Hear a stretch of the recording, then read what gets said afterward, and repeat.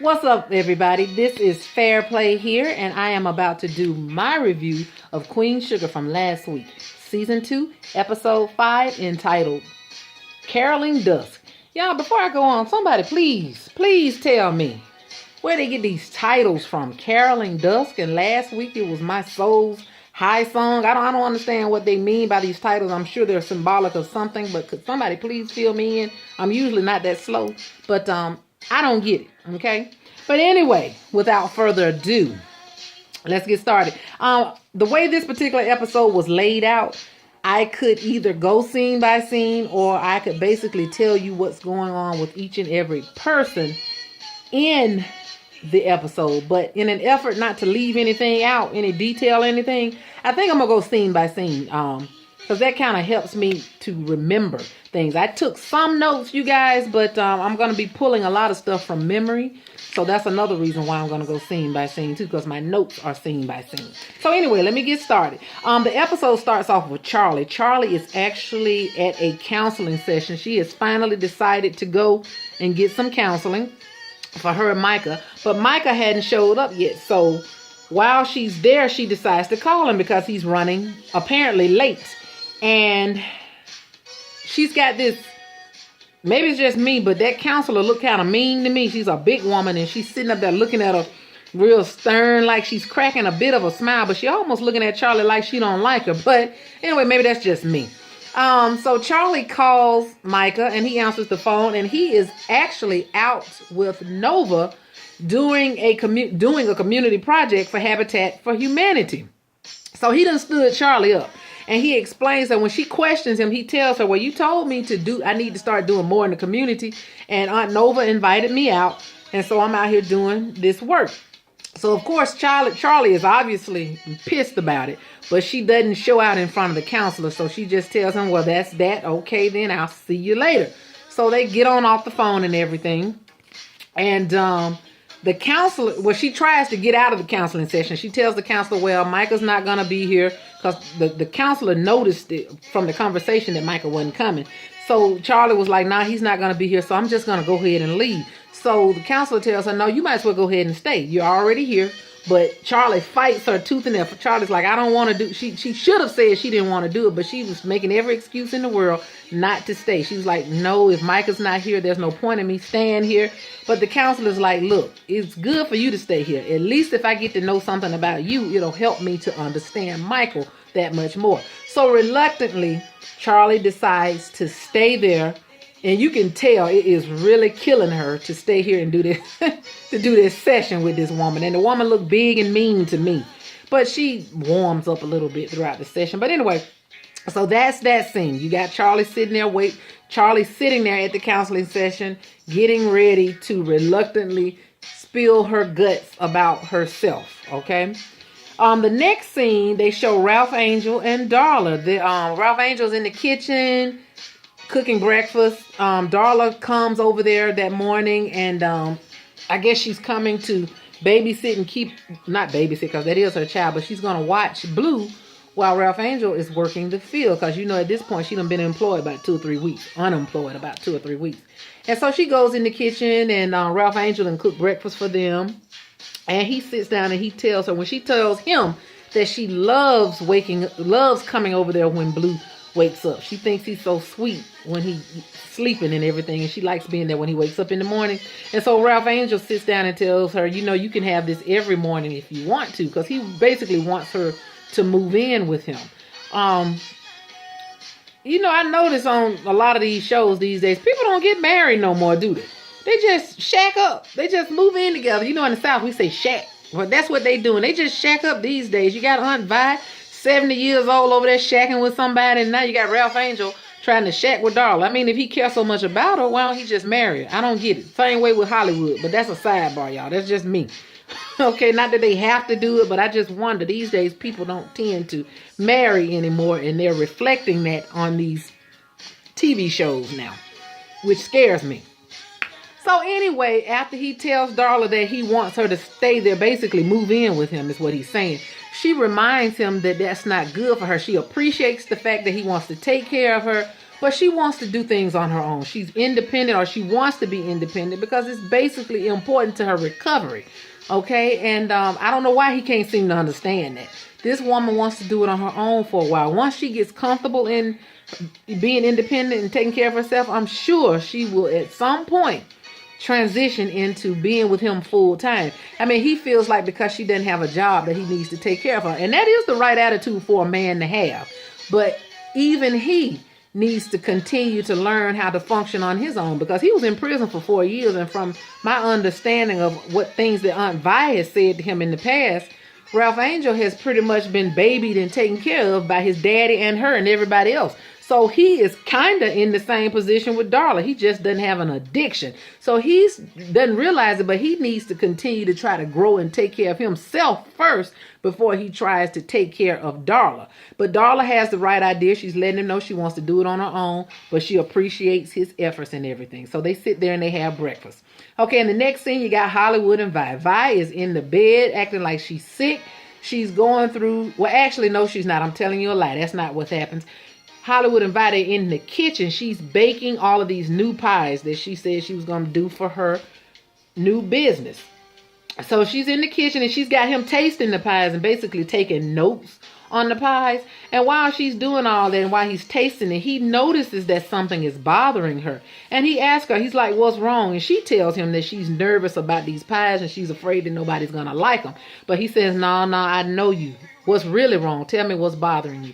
And so she tells him that the thing that's really bothering her, because she was standing up there all quiet and looking all strange, not her usual self. She told him she's been worried and concerned about the fact that Ernest left the land to Ralph Angel only. Instead of giving it to all the kids, he gave it only to Ralph Angel. And so when she tells Hollywood this, he drops his pen and he's like, oh man, Ernest, they can't believe that he did that. And so, of course, Aunt Vi is feeling some kind of way about that. And Hollywood tries to explain to her, well, he understands because Ralph Angel was the one who was still here working the land while everybody else had gone off to live their own lives. So it made sense for Ernest to leave the land to Ralph Angel, since he was the baby and he was the one that, was there taking care of it. And Aunt Vi is like, that's not fair. And then Hollywood tells it may not be fair, but it is what it is. But y'all, sidebar, that was Ernest's land to do whatever he wanted to do with it. And Hollywood is right. Ralph Angel was the one that was staying there taking care of that land while everybody else went off to do their own thing. So I think Ernest did right to leave the land to him.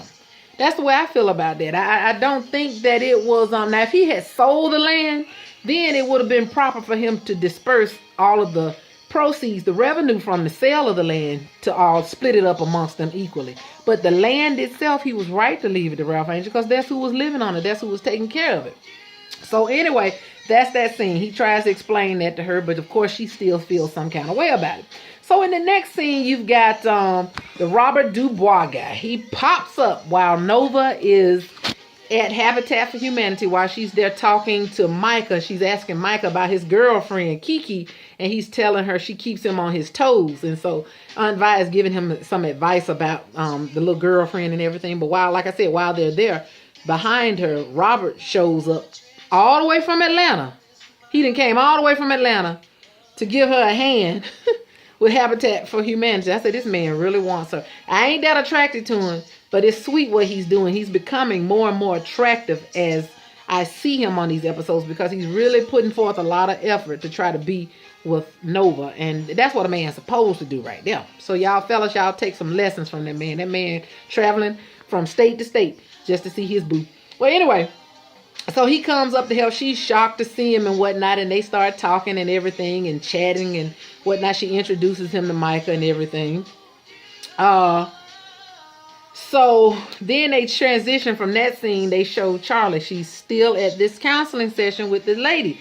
And the lady is talking to her, and she's trying to get some information on Charley's background. She asked Charley about her relationship with her mother. And Charley's reluctant to talk to her at first. She's like, I want to keep the subject about Micah. But the counselor convinces her, tell me about your mother. Tell me about your relationship with your mother. And so Charley proceeds to tell her that I love my mother. It's not that I didn't appreciate her, but her mother raised her by herself. And her mother was a perfectionist. She expected Charley to be perfect. And she started explaining little things about how she really, basically, she couldn't talk to her mother about anything. And she did not want to raise her son, Micah, like that. She wants him to feel like he can talk to her about anything. But y'all, it's mighty strange that as much as she's trying not to be like her mama, she's really kind of like her mother. Because Micah, this whole time he's been going through what he's been going through, he has not felt comfortable talking to Micah. He talked to other people, but he wouldn't really talk to, he wouldn't really talk to Charley. So she must be kind of like her mother, more so than she thinks she is. So she's just explaining her relationship with her mother to the counselor, and how she, like I said, how she loved her mother and whatnot. But her mom raised her by herself, and and so the counselor is beginning just, she's just taking all this information in that she's getting from Charley. So that's pretty much how the session goes. Charley does break down and tell her some things, and you can tell later on in the episode that her explaining this to the lady really got to her. Charley's not used to talking about herself. She having to face and focus on her own issues is not what Charley is accustomed to doing. So you can tell she's very uncomfortable talking to this woman about herself. So anyway, the next scene shows Darla. She actually goes to Charley's office for some advice about applying for jobs. She wants Charley to look over her resume, which is not really a resume. It's a piece of paper with the places that she's worked on it. And so Charley looks over the paper, and she sees some internships, and she tells her, you're really too old to be worried about internships right now. And she notices that Darla has done some internships with some very prestigious and reputable companies. And that's when Darla tells her that her mother knew some people. So throughout this whole last season and this season, we don't hear anything about Darla's mother. Her parents, we know nothing about them. But she tells them that her parents know all these people. And so Charley's like, well, there you go. Why can't you go to them for help to get a job? And that's when Darla explains to her that her parents have been through with her. They put her down. They pretty much cut her off a long time ago. We know she's been struggling with addiction, and I'm pretty sure during the time she was on the drugs, her parents just cut her off. So that is something that we learn about Darla. Her parents have abandoned her or turned their backs on her because of the way that she was living her life. And so as Charley tries to encourage her and tell her, things happen. That's just the way it is sometimes. And she starts, trying to tell her some things. Darla changes her mind and says, no, thank you. That's okay. I'll be fine. And she gets up and she leaves. And Charley tries to stop her, but she changes her mind about talking to Charley, period. So apparently Darla is not ready to open up about that part of her life to anybody either. So that's obviously a soft spot for Darla, her parents. Okay. So then you see Darla, after that, she's at the diner with what I come to realize is one of her sponsors. This lady used to be an ex-drug addict, obviously, because she's talking to Darla about what happened when she was married and how her divorce affected her and how when she was using drugs and everything. And Darla's talking to her, and Darla is letting her know that people don't think she can do things on her own. They don't think she can handle things. She tells her about Ralph Angel, how she wants to be with him, but he won't let her do anything. She wants to take care of her own business. Basically, she wants to do things for herself. And so the counselor explains to her, nobody believes that. Nobody thinks that you can't do anything on your own. She tries to convince Darla that nobody's really looking at her like she's fragile and can't do anything. But Darla says, yeah, okay, she agrees with her, but at the same time, you can tell that she's kind of doubting what this lady is telling her. So Darla is very fragile at this point. She's trying her best to hold on. You can see it's taking everything in her to keep it all together. And that's what we're seeing with Darla at this point since she has lost her job, okay? So it changes from that scene to Aunt Vi trying to pitch her pies to some business owner. I'm thinking it's a bakery owner. And the lady has no personality whatsoever. She's frowning up the whole time. She's talking to Aunt Vi. She's short with her. Aunt Vi is telling her about the different pies she's got. She's like, what else you got? I ain't ready to spend no money right now. I'm not ready to take on any new expenses. So she's really disappointing Vi, as Vi is telling her about all the different pies that she has. And so eventually the lady tells her, well, if you get anybody else's business, if you get into anywhere else, let me know, then I'll talk to you. So it's just, like I said, just very disappointing to Aunt Vi at this point. I didn't like the lady anyway. There ain't nobody she probably wanted to deal with anyway. So that falls flat. Okay. So then they show where Nova and them are still out. Yeah, Nova and them are still out at Habitat for Humanity, of course, doing their thing, working on this the community projects and whatnot.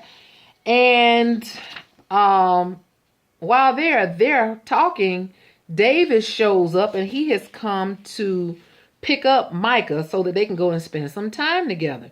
And while they're out there talking, it turns out that Robert DuBois actually went to college with Davis. He remembered Davis. Davis doesn't remember him, but Robert remembered them playing basketball together. And he remembered how Davis always beat him playing basketball. And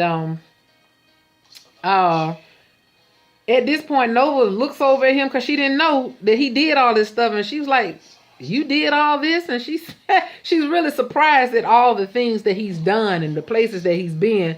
And so when Davis and them leave, she's like, she asked him, "So what else are you good at?" He said, "I'm good at farming." She said, "What are you farming?" He said, "Lettuce." So it was real funny. He's kind of got a funny sense of humor, this little Robert DuBois guy. So anyway, so Davis and Micah on the way out, they encounter some fans, people that recognize Davis as an NBA player. And one guy takes pictures with him. It looks like a journalist or whatever. So as they're on their way out, they come upon this singer. She's talking to a crowd of people. And she's being interviewed by some journalist. And Micah recognizes her. He says he's heard her music, and she talks about how good her album is. And you notice that Davis is checking this woman out. And the lady is actually checking Davis out too. So while she's talking to the journalist looks over and recognizes Davis as a celebrity, and she asks him to say a few words. So Davis agrees, and he comes over and he says a few words to the people as well. And this woman is still checking him out. So we know that Davis is going to have another love interest. I just wonder, is that going to be a problem for Charley since they're still married and all? Yeah, this is probably going to be a problem for Charley. Okay? So he's checking this sister out, and she's checking him out. Then you see Robert and Nova walking through the area called the Ninth Ward in New Orleans. This is one of the worst affected areas by Katrina. Katrina really affected this area. There's a lot of dilapidated houses and just depression in that area. And it's just, it hadn't been really built up that much. So it's kind of, like I said, it's depressing when you see it. And as she's walking through and she's talking to him about what happened, there's a sign that's posted out there that's saying something about, it's a shame, telling people shame on you, because Noah lets Robert know that people spend $45 to come and do tours just to see the depression in the area, which is sad. And the sign is saying, you come out here to pay to see my pain. Shame on you. And I mean, who would want to go out there and spend money to see that? I mean, there's nothing really there. I mean, they should really be people should be trying to work together to try to build this area up, because it's really a dilapidated area. Really, yeah, it's really depression. So, anyway, so as they're talking and walking and everything, and he's enjoying her company and whatnot, this is, like I said, a serious moment where they reflected on what happened with Katrina. Okay.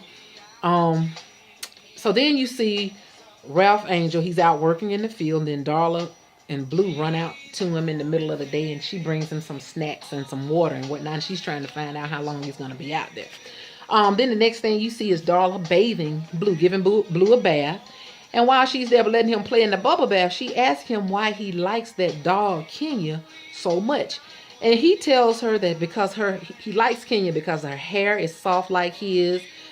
She's his best friend, and she's good at whispers. And that's when Darla looks over and says, "Oh yeah, that's wonderful and everything, but mommy's good at whispers too."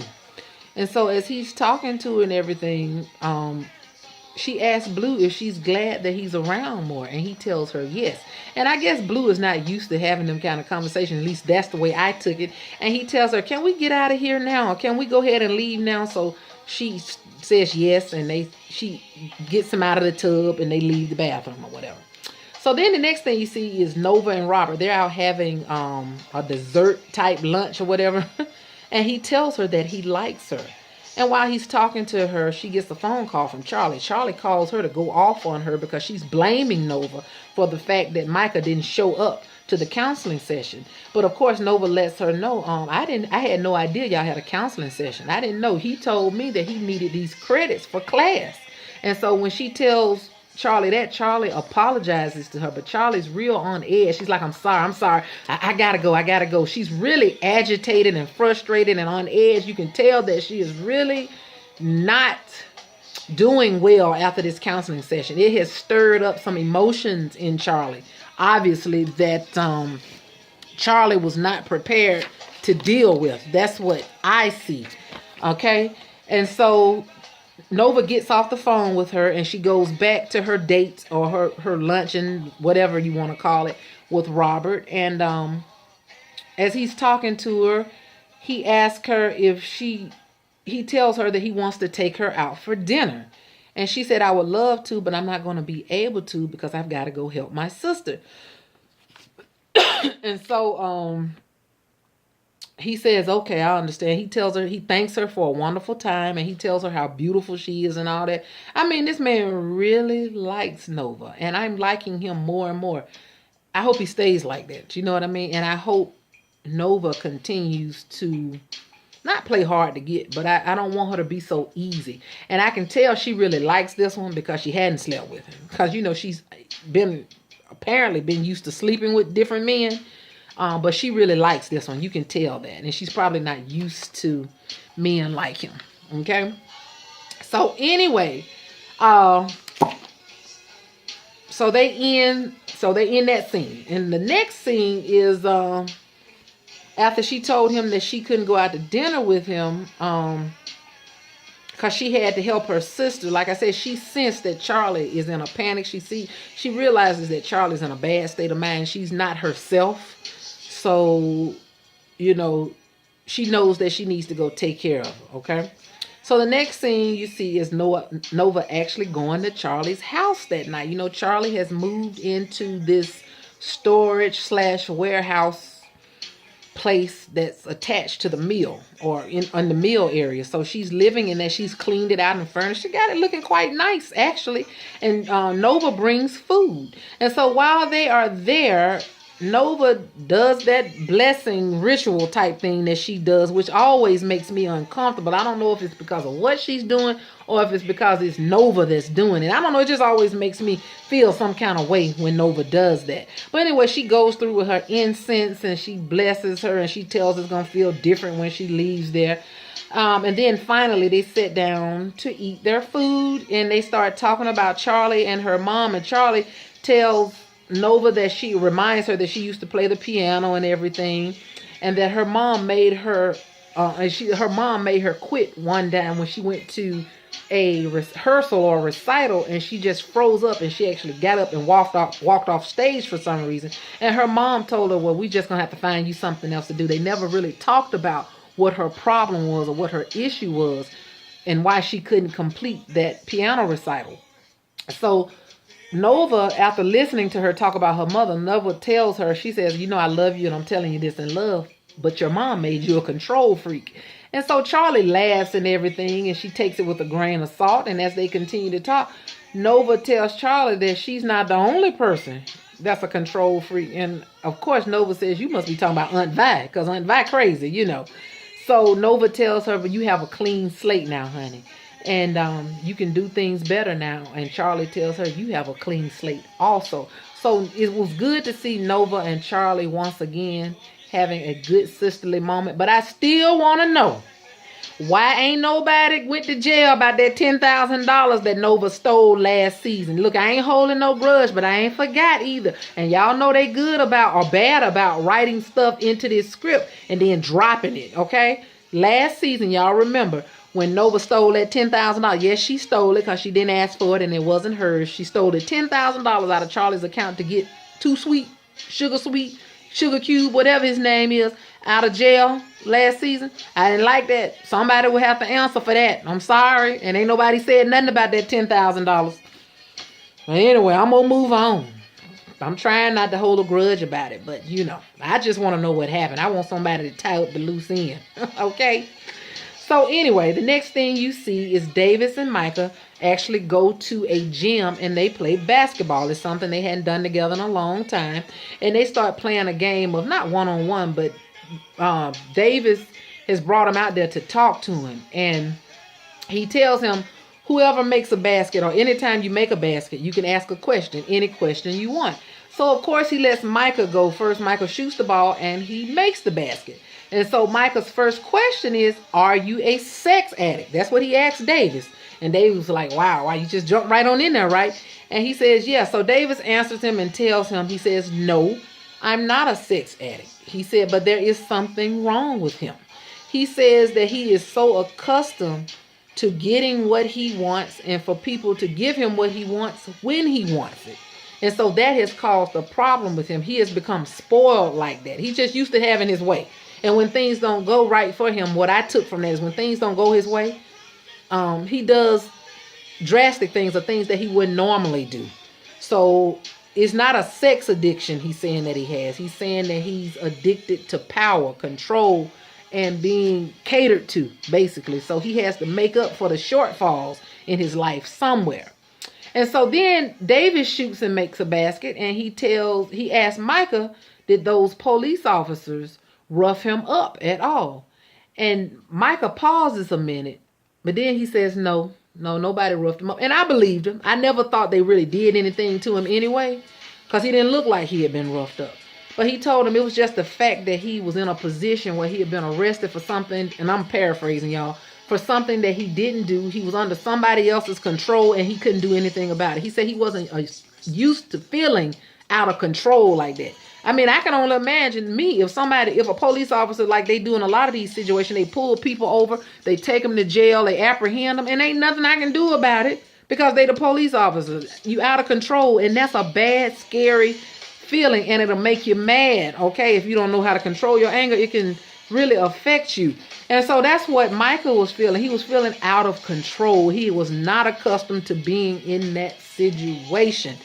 And so he was letting his daddy know that he was scared. It was very frightening. And so David said, yeah, but fear is one of the things that we, basically talking about black people, is that we have become accustomed to, and black men have become accustomed to, and that's fear. So I thought that was a very deep scene between the two of them. Micah is explaining to him what he went through, and Davis explaining to him what he's going through. I think Micah going to be all right. I think Davis is going to be all right in the end. That was a really good scene, and it was necessary. It was a necessary moment for the both of them, okay? So the next thing you see is Darla Blue is back at not Blue, but Ralph Angel. One of them comes home. I think it's Darla. She comes back to the house, and Blue is in there having a meltdown because he can't find that raggedy dog, Kenya.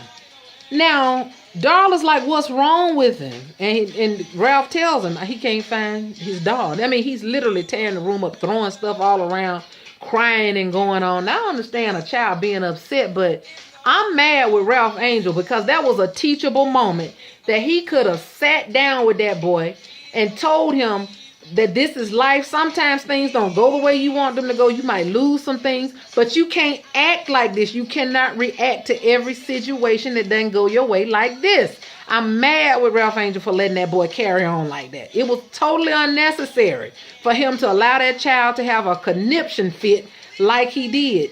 And I'm sorry, y'all, but if this was real life, I would say Blue was going to have some problems. I said that on the last episode from his behavior. But I really think because of Ralph Angel, that child is, and Ralph Angel can't talk about Charley and how she raised Micah, but he's doing to me even worse with Blue. He's doing that child a disservice. You can't just let kids just go wild and do anything and react to their emotions and feelings like that. You have to train children how to behave and how to respond to emotions effectively and in a positive way. But Ralph Angel didn't do that. To me, sometimes some people ain't got no business with kids, but y'all don't get mad with me for that. But I tend to, when I watch TV, like most people, I tend to watch it through the eyes of my own reality and through things that I see every day. Okay? And I was like, oh my God, if this was real life, that child would be in trouble. So I have to remind myself that this is just TV. When I'm watching these shows, I really do, because I be feeling some kind of way. They stress me. They be stressing me out. So anyway, while they're there, and he's having this fit and everything. I mean, just really cutting up, okay?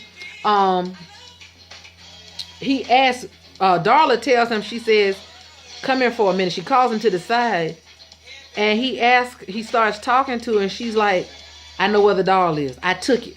And so Ralph Angel gets mad with her. What you do that? Where is it? Go get it then. She's like, I can't go get it. He's like, why? She said it's in the dumpster somewhere around her house where she lives. And so he's pissed off with her. She's like, I'm sorry. He's like, what I'm going to do with I'm sorry?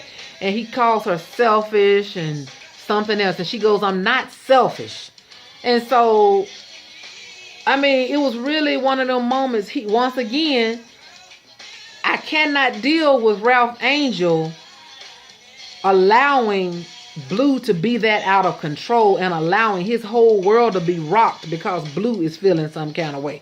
When he really, all he has to do is sit down and talk to that child and straighten him out. Okay? And he better get to doing it before he gets too old. But anyway, like I said, I'm going to try to remember that this is just TV, y'all. Okay. So, of course, Ralph Angel runs out, understandably, to go get the doll. So then they show Aunt Vi. She's laying in the bed like she's sick. She's depressed, but she got makeup on. A full face of makeup. She got her head rag on or her scarf on her head. But she's depressed, laying in the bed. Been there half the day, apparently. And Hollywood comes in and asks her, is you going to get up out of this bed, woman? But she tells him no, she don't feel like being bothered with nobody. She gonna stay there all day. She don't feel good. Because what done happened is everywhere she's gone to try to pitch her pies to the people, they have rejected her. So she feels bad about that. And so Hollywood gets in the bed with her and he tries to encourage her. He says that he's in this thing with her. They're in it together. He's not going to leave her. He starts talking to her and reminding her of why she's going into business for herself in the first place. And he obviously, you already know that because he's Hollywood and from past history with the show, that he is going to have a positive effect on Aunt Vi. He's like a rock to her. He is the one that stabilizes her. So he's talking to her and he told her some good things. At the end of the conversation, he told her, we in this thing together. I'm going to be right here with you. And the way she looked at him and kissed him and hugged him, you could tell she was already feeling better. So they go from that scene, they go back to Ralph Angel. Ralph Angel's out there digging and rummaging through the garbage can. Ain't no way I'd be going through a dumpster for an old raggedy doll when all he had to do was sit his behind down and talk to that child. Y'all can tell I'm mad about that thing, right? So anyway, he's rummaging through the garbage can. And while he's out there digging through the garbage can in the heat, the police show up. They got these sirens on. They're going to say, you in the red show, stop right there. Where they do that at? Anyway, they stop him. He gets up because we already know Ralph Angel don't like the police and the police don't like him.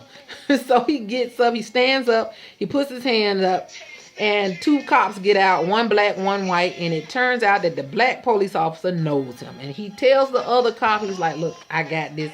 I know him. So he convinces the other cop to go on about his business for a little while. So the next thing you see is him and Ralph Angel standing outside the dumpster, leaning up against the dumpster, talking and having a cold drink, okay? So, as they start talking and everything, Ralph Angel is telling him about the doll and how he's got to find that doll that Darla has thrown away. And he starts telling him how he loves Darla and he wants to be with Darla. He wants to have everything with Darla and everything. And he tells him about the doll being important to Blue. He notices that doll is important to Blue, just like things were. He notices some things about Blue that he noticed about the police officer. The police officer's name is Twan. But Twan, it turns out, was born Antoinette. So Twan turns out to be a transsexual. And the way you find it out, because as Twan is talking to him, he tells Ralph Angel, he says, I wanted to thank you. Now's a good time to thank you. And Ralph Angel's like, for what? He says, for not telling my secret because you didn't out me. And he starts saying that when he was a little girl, Antoinette, they would tell him, Antoinette, come here. I'm going to show you how to be a lady. He said his voice was too deep when he was a girl. Then he was Antoine.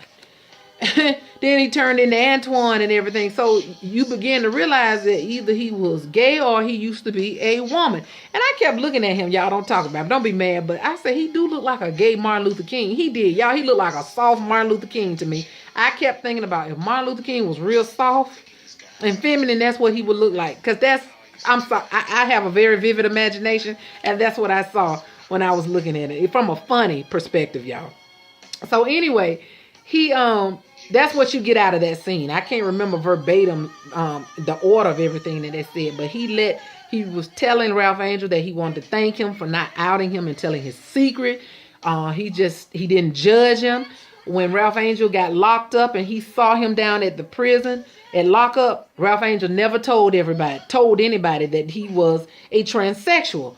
So you gather that, and Ralph Angel said, I would never do that to you. He said, you my homie. He said, I got your back. I'm going to support you. So that was a real serious and strong supportive scene between two men, between a man and his friend.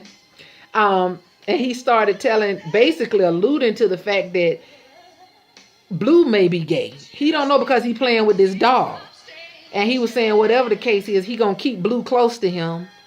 And he going to protect him and let him do whatever he wants to do, be whatever he wants to be. I'm sorry. Ralph Angel gets on my nerve where Blue is concerned. That's a child, okay?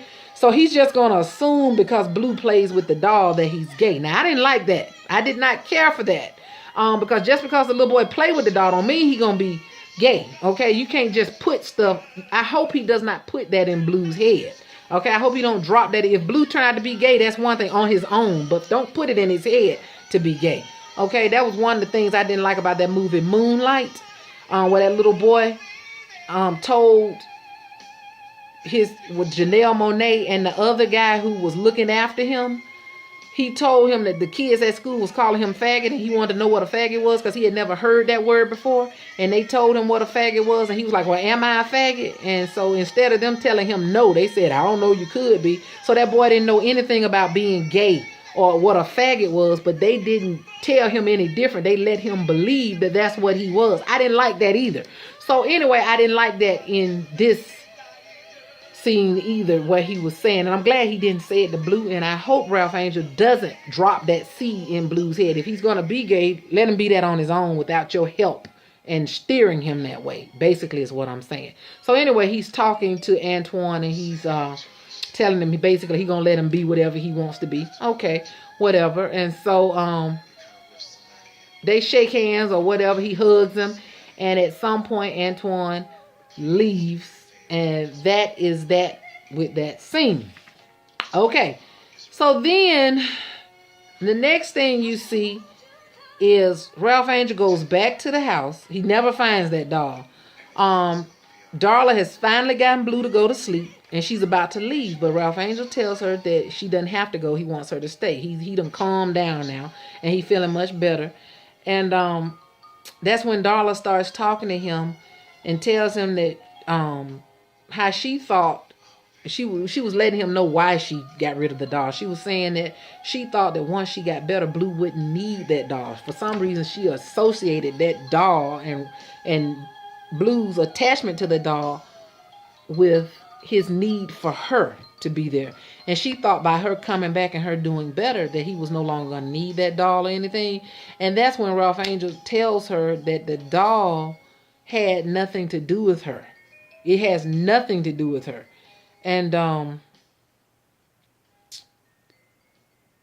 so she was feeling some kind of way about that, and Ralph Angel talks to her to make her feel better about it. She was feeling inadequate, and so that's why she got rid of the doll. And so, like I said, Ralph Angel tells her that doll ain't got nothing to do with you. You and that doll, two different entities. He likes that doll because he liked that doll. So anyway, and I'm sure she felt a little bit better after that. So then the next scene you see, Vi in Hollywood. She done got on up out the bed. She done got dressed and she looking nice. They go to another diner to try to get her pies sold to the diner or get them in the diner to be sold. So while they're there, the air is broken. The air conditioner is broken in the diner, and the man ain't got time to talk. He tell Aunt Vi, he say, look, it's too hot to be talking about selling anything. Whatever you selling, I ain't buying. It's too hot for all that. And so Hollywood breaks in and says, and makes a deal with the man and convinces him that if you talk to this beautiful lady here about these pies, I will go and look at your air conditioner, which means if I can, I will fix your air conditioner. So the man agrees to do that. And so I tell you, Hollywood always come through. He saves the day, baby. So he lets Hollywood go back and check his air conditioning. Meanwhile, he begins to talk to Vi about the pies, and Aunt Vi lets him taste the pies. Now, I ain't like the fact that he took the fork and dug down in her pie. He could have just cut him a slice. Y'all, am I being petty? I'm being real petty. But he could have just cut him a couple of slices off them pies instead of digging down in her pies. She might have wanted to give somebody else some pie.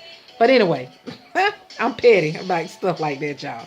So anyway, she lets him taste the pies. He likes the pies. So it's a win. He loves them. And you can tell from the conversation that he is going to let Aunt Vi put those pies in his diner. So Vi has succeeded. Finally, she has snatched the deal with a diner, okay, to put her pies in there. So then after that, so things are looking up for Aunt Vi, okay? The next scene is Micah finally makes it home where he finds Charley painting a wall. No words are exchanged between the two of them at that moment. He just picks up him a roller, a paint roller, and he starts painting alongside her. While they're doing that, she doesn't scold him. She doesn't get on him or anything.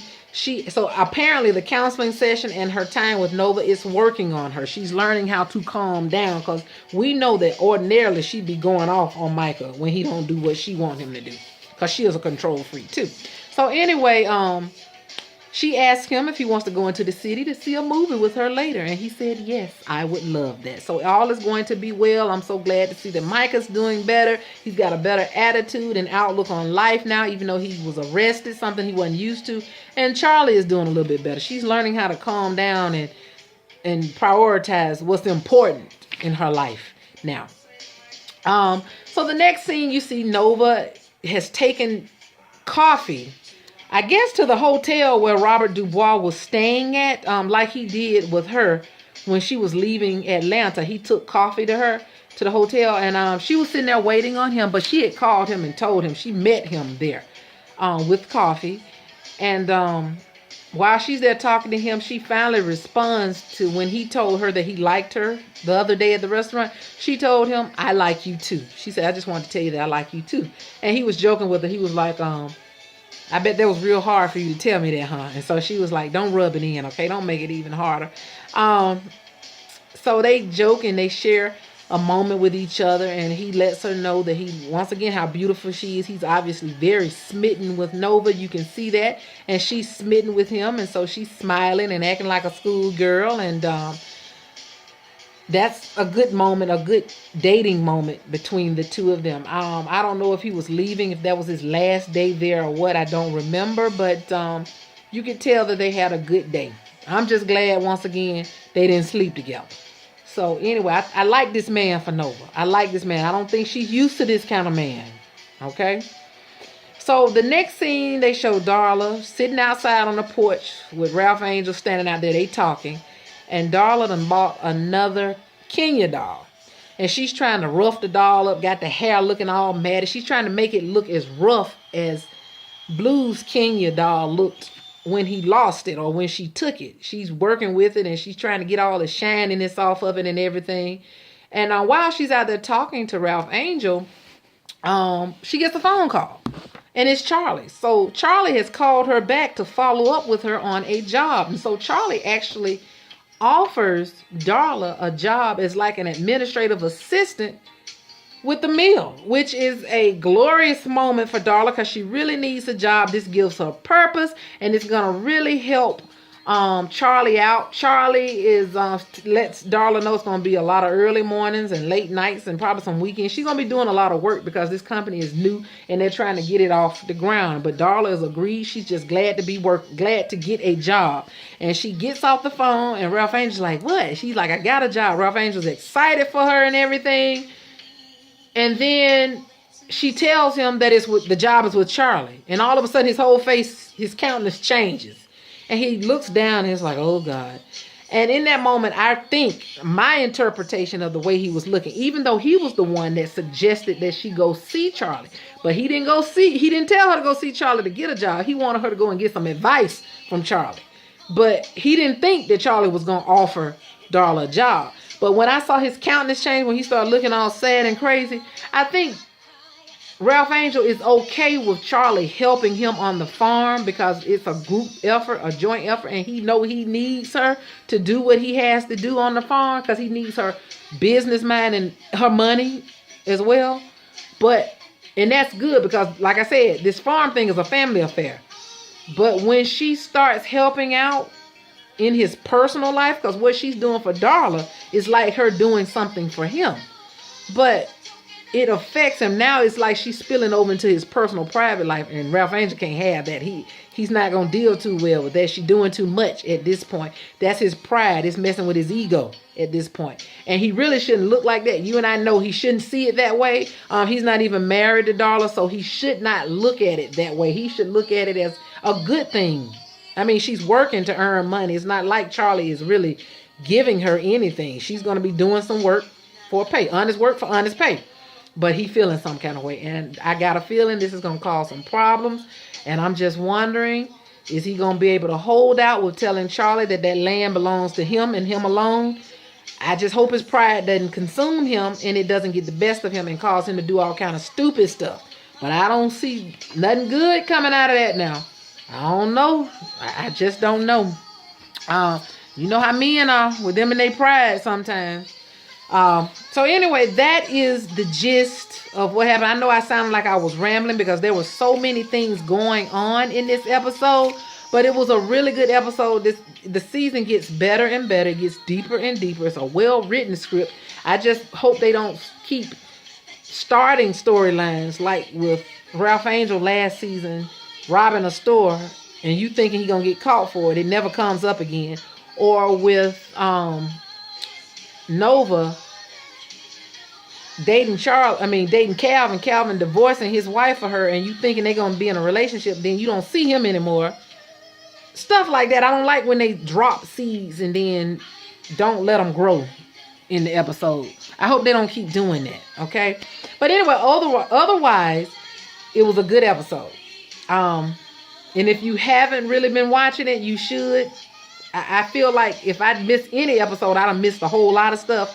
But yeah, y'all just let me know what you think. Give me your comments down in the comment section.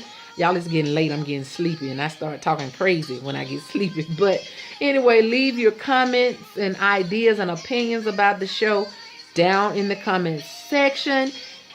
Thank you for tuning in.